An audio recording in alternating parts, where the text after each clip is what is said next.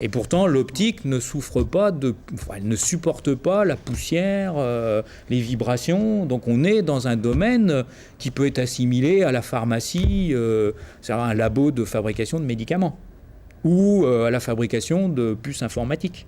À un degré moindre quand même au niveau du nombre de molécules dans l'air. Mais bon, c'est un peu la même chose.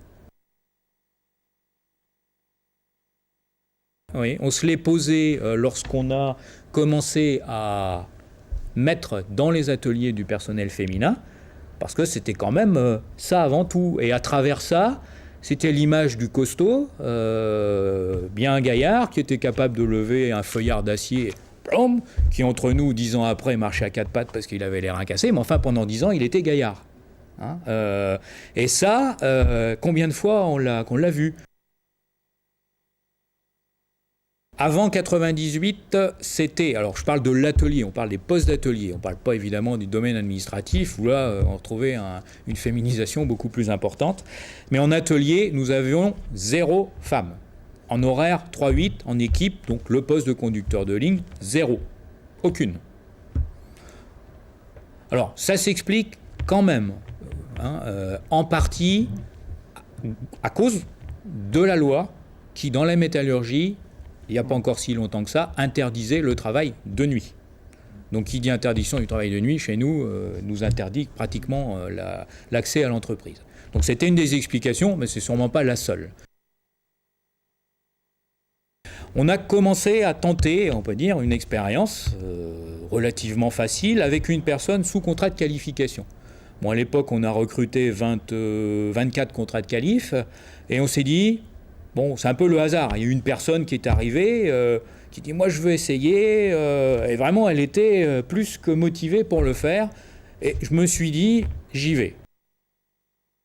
Les réactions ont été assez rapides en atelier, en disant que vous êtes complètement fou, vous vous rendez compte, vous l'avez mis sur une ligne d'extrusion, il y a des travaux qui sont pénibles, en 3-8 avec sa situation, elle était célibataire, sans enfant, du moins à l'époque. Ça s'est très bien passé et on s'est aperçu que finalement, elle apportait probablement dans l'équipe un certain équilibre, autre chose, un autre mode de relation que ce qui se passait auparavant.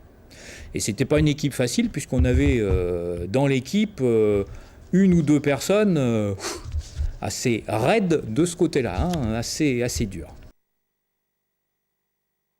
Dans la foulée, on a décidé de recruter 8, alors on n'a pas dit C8, mais c'est le hasard un petit peu qui a fait que ça a été 8, pour l'activité optique. Et c'est là que véritablement, on a mis le pied complètement dans le processus de recrutement élargi au personnel féminin. Et nous sommes actuellement plus à 8 plus 1 égale 9, mais à 49. Ce qu'on a pu remarquer, et ça c'était assez flagrant, c'est que là où on avait mis des femmes, le niveau de productivité augmentait sensiblement. Ce qui ne faisait pas forcément plaisir à ces messieurs. Mais on s'est aperçu que pour un certain nombre de tâches, de gestes, même si ce n'est pas du travail à la chaîne, il y a quand même des gestes à faire, et des gestes précis, probablement que du personnel féminin était plus adapté que du personnel masculin. Et si je prends l'exemple de l'optique, il est clair que la fibre optique, j'en ai pas amené, mais c'est un cheveu, ça fait quelques microns, on est microns. Prendre une fibre optique, la positionner dans un connecteur, c'est pas avec des doigts longs comme ça, larges comme ça passe pas. Donc c'est quelque chose de minutieux. Et dans ce cadre-là, le personnel féminin s'adapte, s'accommode très très très rapidement de la situation. On a aussi vu que les chefs d'équipe, les animateurs d'îlots plus précisément, avaient tendance à se préoccuper de plus en plus des conditions de travail et normalement de l'ergonomie des postes. Parce qu'on me disait, attendez, les femmes ne vont pas pouvoir lever les charges. Il y a quand même quelques charges, même s'il y a des palans, mais bon, le palan, il va prendre la bobine d'une certaine façon, parfois il faut la pousser un peu ou autre. Et donc c'était, à les entendre, carrément impossible. Oui, sauf qu'on s'est aperçu qu'en faisant un minimum d'efforts pour étudier les postes, on pouvait supprimer la pénibilité. Et encore une fois, la pénibilité, parfois, elle est peut-être pas acceptée, mais elle est complètement tolérée. Elle fait partie de l'environnement, elle est comme ça. C'est une sorte de challenge de pouvoir la supporter. Et aussi une ambiance, je vous l'ai dit, un peu différente, une sorte d'équilibre. C'était plus un univers masculin à 100%, mais un équilibre par l'arrivée du personnel féminin. Et puis une entraide, une tendance à l'entraide à l'intérieur des îlots un peu plus soutenue, moins d'individualisme.